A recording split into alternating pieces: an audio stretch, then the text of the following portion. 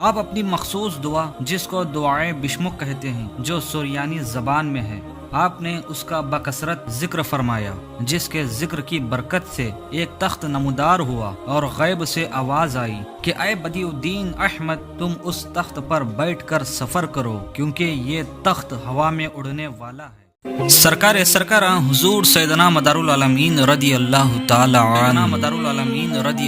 تعالی عنہ جس وقت گجرات میں تشریف فرما ہوئے تو لاکھوں کی تعداد میں لوگ حاضر خدمت ہوئے اور خوب فیضیاب ہوئے، اور سینکڑوں کی تعداد میں آپ سے کرامتوں کا ظہور ہوا، جن کو دیکھ کر ہزاروں لوگ دیگر مذاہب کے ایمان کی دولت سے مالا مال ہوئے۔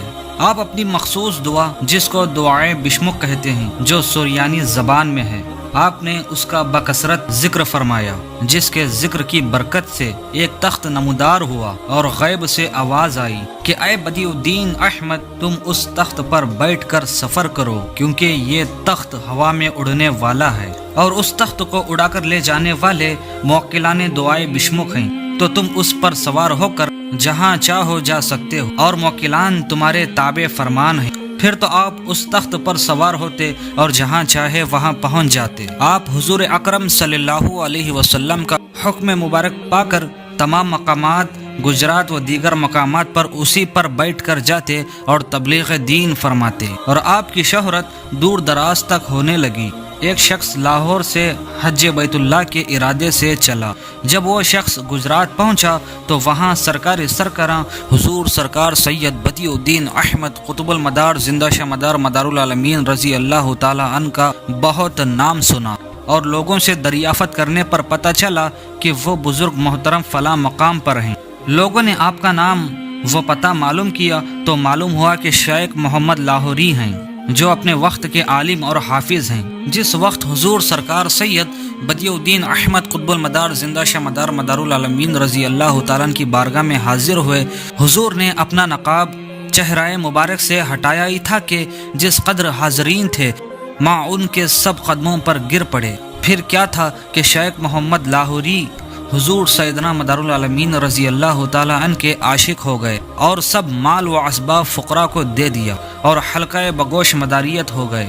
مگر ہمیشہ حج کا خیال دل میں آیا کرتا تھا کیونکہ آپ حج کے ارادے سے چلے تھے۔ لیکن ایک روز سرکار حضور سیدنا مدار العالمین رضی اللہ تعالیٰ عنہ آپ کے خیال کو پہچان لیا اور فرمایا کہ تم میرا طواف کر لو، حج ادا ہو جائے گا۔ یہ تو پیر و مرشد کے عاشق ہی تھے، فوراً عمل کرنا شروع کر دیا۔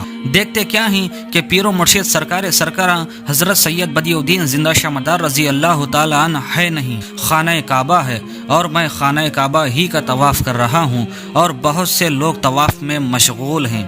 جب یہ حج بیت اللہ سے فارغ ہو گئے تو دیکھا کہ سرکار حضور سید بدیع الدین احمد زندہ شاہ مدار رضی اللہ تعالیٰ عنہ کی بارگاہ میں حاضر ہیں۔ اب بار بار دل میں یہ خیال آتا تھا کہ حج ادا ہوا بھی کہ نہیں۔ ایک روز حضور سیدنا مدار العالمین رضی اللہ تعالی عنہ نے ان کو بلایا، ان کے چہرے پر ہاتھ پھیرا تو شیخ محمد لاہوری دیکھتے کیا ہیں کہ ملک حجاز میں ہیں، اور سرکار حضور مدار العالمین رضی اللہ تعالی عنہ کی آواز سنی کہ آپ فرما رہے ہیں جب تک موسم حج کا آئے وہیں رہو۔ 5 مہینے تک مکہ شریف میں رہے۔ جب حج بیت اللہ سے فارغ ہوئے تو دیکھا کہ حضور سیدنا مدار العالمین حضرت سید بدیع الدین زندہ شاہ مدار رضی اللہ تعالیٰ عنہ کی بارگاہ میں حاضر ہیں۔ یہ حضور سیدنا مدار العالمین رضی اللہ تعالیٰ عنہ کے علم سیمیہ کا ادنا کرشمہ تھا۔ بہرحال شیخ محمد لاہوری حضور سیدنا مدار العالمین رضی اللہ تعالیٰ عنہ کی خدمت عالیہ میں 7 سال رہے اور طرح طرح کے اعجاز و کرامات دیکھتے رہے۔ اس کے بعد آپ اپنے وطن عزیز پہنچ گئے۔ کچھ دنوں کے بعد پھر واپس آئے، اپنے پیر و مرشد حضور سیدنا مدار العالمین رضی اللہ تعالی عنہ کی خدمت اقدس میں حاضر ہوئے اور ساری زندگی آپ کی خدمت میں گزار دی اور ساری زندگی آپ کی خدمت میں گزار دی اور ساری زندگی آپ کی خدمت میں گزار دی۔